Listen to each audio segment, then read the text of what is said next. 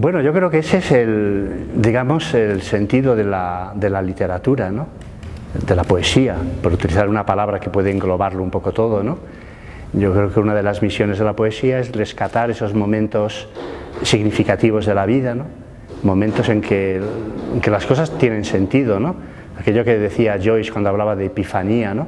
Son esos momentos especiales que tal vez no sé si abundan mucho, ¿no? Pero en que de pronto la vida se ofrece con toda su belleza, con toda su fuerza, es decir, dotada en definitiva de un sentido, ¿no? Y esa búsqueda, la búsqueda distante es así, es la búsqueda de todos los seres humanos, ¿no?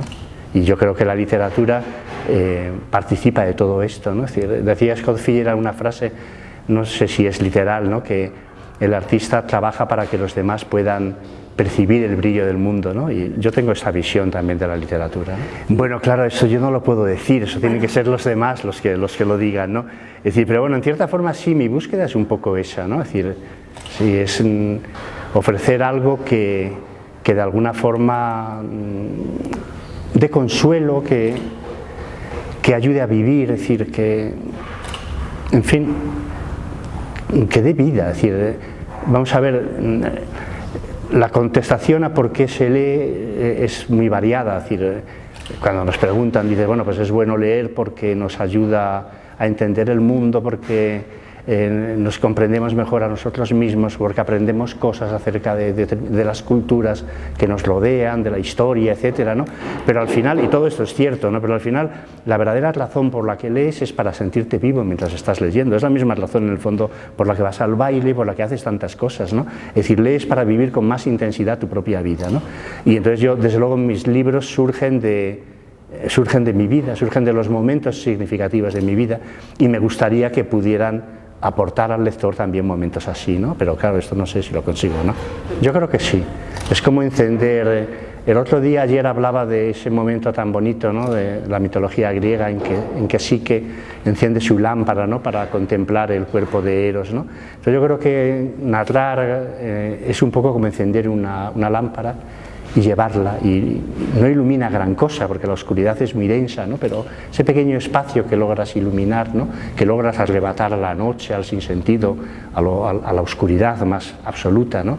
Es un espacio de vida, en definitiva, ¿no? Es decir, es volver acogedor el mundo, ¿no? También citaba ayer una frase de Octavio Paz, ¿no? Cuando decía que la poesía vuelve habitable el mundo, ¿no? Yo creo que una de las misiones de la literatura es volver habitable el mundo, es decir, encontrar lugares donde vivir, ¿no?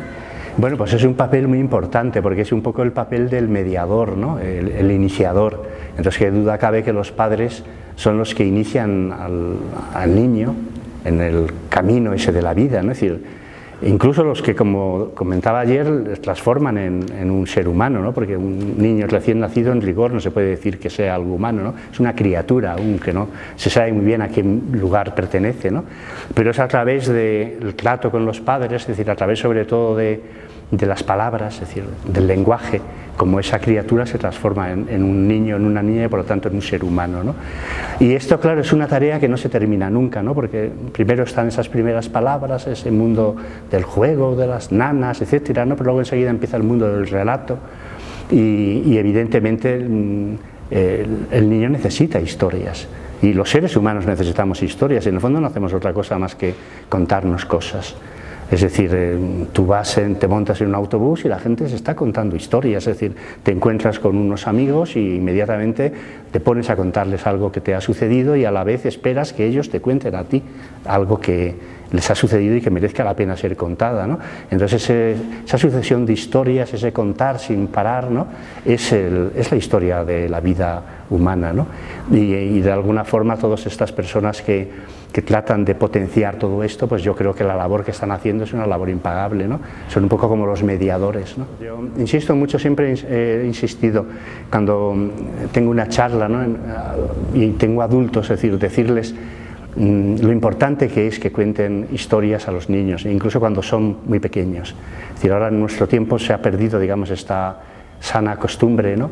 Y de alguna forma nuestro mundo se está quedando sin relatos. Estamos olvidando los relatos, los cuentos tradicionales, los relatos de la Biblia, de la mitología griega, de las distintas de los corpus de las distintas religiones, todo eso prácticamente se está olvidando en el mundo actual. Estamos perdiendo la memoria, ¿no?, del pasado, y a mí me parece que eso es una pérdida muy, muy grande, ¿no? Y que nuestra misión es tratar de que eso no sea así, ¿no? Porque luego enseguida compruebas la fuerza que sigue teniendo el relato. Tú te pones a contar una historia a un niño, a un grupo de adolescentes, inmediatamente todo el mundo se queda pendiente si la historia merece la pena. Luego, por lo tanto, eso tiene que ver con una necesidad inherente al hombre. Es decir, al hombre no le basta con vivir su vida, sino que quiere transformarla en palabras, quiere transformarla en una historia que merezca la pena contarse, ¿no? Este poeta francés Mallarmé decía que desde un punto de vista humano el universo solo se ha creado para que le transformemos en un hermoso libro, ¿no?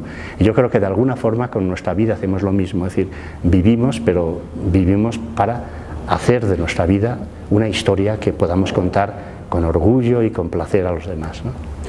Bueno, es un cuento, es una novela de este género que a mí me gusta tanto, que es el género de lo maravilloso, el mundo de los cuentos de hadas, ¿no? Ese mundo lleno de criaturas, en fin, extrañas, misteriosas, que viven en el corazón del bosque, viven en ese mundo que es el mundo un poco de lo invisible, ¿no?, de lo que está más allá de las apariencias, ¿no?, detrás de las paredes, en los rincones de las casas, en los sótanos, en los lugares olvidados, ¿no? El hombre siempre ha imaginado a una serie de criaturas que viven en esos lugares, ¿no?, como dando cuenta de una vida distinta a lo que es, digamos, la vida cotidiana, ¿no? Entonces a mí ese género siempre me ha parecido apasionante, ¿no?, y además estoy completamente convencido de que no es algo que únicamente deba interesar a los niños, sino que también los adultos deben interesarse por él, ¿no?, y pobre del adulto que realmente pierda el sentido de lo fantástico, ¿no? Y esto es porque de hecho los psicoanalistas lo que te demuestran, por ejemplo, psicoanalistas como Freud o como Jung, lo que te revelan es que todos estos relatos en el fondo son pura psicología, es decir, no están hablando de cosas ajenas a nosotros, sino que están hablando de nuestra psique, están hablando de nuestro inconsciente, están hablando de los arquetipos, es decir, de esas cosas que compartimos con los demás en la medida en que pertenecemos a una misma especie, ¿no? Y todos estos relatos dan cuenta de todo eso, ¿no?, hasta el punto de que bien podemos decir que no es tanto el hombre el que crea la ficción o los relatos, sino que son los relatos los que crean al hombre. Es decir, somos humanos en la medida en que hay un sustrato de historias que nos sostienen, ¿no? Son ellas los que nos hacen humanos, ¿no? Bueno, yo quiero pensar que no tiene por qué ser incompatible, es decir, que el hecho de que a un chico le gusten mucho los videojuegos y decir, organizar batallas, historias, ¿no?, con estos juegos cada vez más elaborados y sin duda alguna como muy atractivos, ¿no?, no tiene por qué ser incompatible con el hecho de que le pueda gustar leer, ¿no? Me gustaría pensarlo, ¿no?, pero no sé si es cierto esto, ¿no? Yo creo que la tecnología en estos momentos que constantemente está ofreciendo novedades, no solamente los chicos sino los adultos, todo el mundo anda con su teléfono, que bueno, que ya son pequeños ordenadores, ¿no?, el smartphone, es decir, las tabletas, los ordenadores portátiles pequeños, es decir, yo que viajo bastante, ¿no?, y siempre me gusta viajar en tren, que parece que es un lugar muy idóneo para la lectura, pues cada vez veo menos libros y más aparatos de estos, ¿no? Entonces, el problema de estos aparatos es que llenan el tiempo y entonces hacen que no se produzca ese tiempo muerto, que es el tiempo un poco que reclama la lectura, ¿no? Todos tienen muchas cosas que hacer, es decir, siempre están tecleando, como, en fin, solicitados por un lugar, por el otro, ¿no? Entonces hay demasiadas cosas, ¿no? Y eso hace que ese tiempo, digamos, vacío, ese tiempo de espera, ese tiempo donde no hay nada, que es el tiempo de la lectura, pues en gran parte desaparezca, ¿no? Y por eso se lee menos. Yo creo que realmente hay una crisis la crisis de los libros ahora, yo creo que es una crisis del lector, fundamentalmente, es decir, no hay lectores, hay unos pocos, ¿no? Y además estos pocos que hay son grandes lectores y de alguna forma son los que sostienen todo este edificio, ¿no? Pero hay pocos lectores, ¿no? Y pienso que cada vez menos, o sea que no. Tampoco soy pesimista porque la lectura siempre ha sido algo minoritario. Bueno, porque cualquier historia que cuentas no vale solamente por lo que estás contando, sino porque hay alguien que te está escuchando. Entonces, en cierta forma, una historia es un don, algo que ofreces al otro, ¿no? Es decir, y es muy importante, claro, tener presente, digamos, al otro, ¿no? Y eso es el poder de las historias, que hacen aparecer a los demás ante ti, ¿no? Es decir, no es solamente tú el que cuenta, sino que está el otro ahí esperando, y tú eres consciente de que está esperando y quieres darle lo mejor de ti mismo, ¿no? Y precisamente para que no deje de escucharte, aunque solamente sea por esa labor egoísta, ¿no? Es decir, quieres que se quede ahí escuchando lo que le estás diciendo, ¿no? Y entonces yo creo que eso es muy importante en la literatura, porque te enseña, digamos, a percibir las voces de los demás, ¿no? Te enseña a mirar el mundo, te enseña a mirar a los demás, a estar atento a lo que tienen que contarte, a escuchar sus voces, las voces más olvidadas, las voces más perdidas, ¿no? Todo eso llega a través de la literatura, ¿no? Las voces de todo lo que hemos dejado fuera, ¿no? De esta realidad, ¿no? Las voces de los muertos, por ejemplo, ¿no? Claro que a través de la literatura se escuchan esas voces, ¿no? El niño en general yo creo que es un buen lector, porque se implica mucho en el libro, entra muy fácilmente si le interesa el libro. En el fondo un libro es como un juego. Hay un escritor judío, Marcel Cohen, que dijo que los libros son como los juguetes que damos a los niños chicos, ¿no? Es decir, y él dice, lo más importante es el silencio que se gana, ¿no? Al tenerlos, ¿no?